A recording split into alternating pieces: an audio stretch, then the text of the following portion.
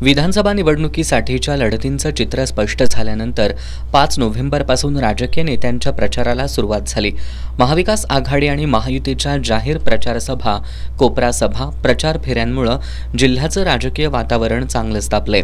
कोल्हापूर जिल्ह्यात काँग्रेस नेत्या प्रियंका गांधी, राष्ट्रवादीचे अध्यक्ष खासदार शरद पवार, गृहमंत्री अमित शहा, मुख्यमंत्री एकनाथ शिंदे, उपमुख्यमंत्री अजित पवार, देवेंद्र फडणवीस, माजी मुख्यमंत्री उद्धव ठाकरे यांच्या सभा झाल्या।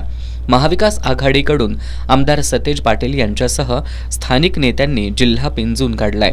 उद्या सोमवारपासून प्रचाराच्या तोफा थंडावणार आहेत। उद्या सायंकाळी 5 वाजल्यापासून जाहीर प्रचार थांबणार असून छुप्या प्रचाराला गती येणार आहे। आज रविवारी होणाऱ्या सभेसाठी त्याचबरोबर प्रचार फेरीकरता आघाडीच्या नेत्यांनी सकाळपासूनच तयारी सुरू केली होती।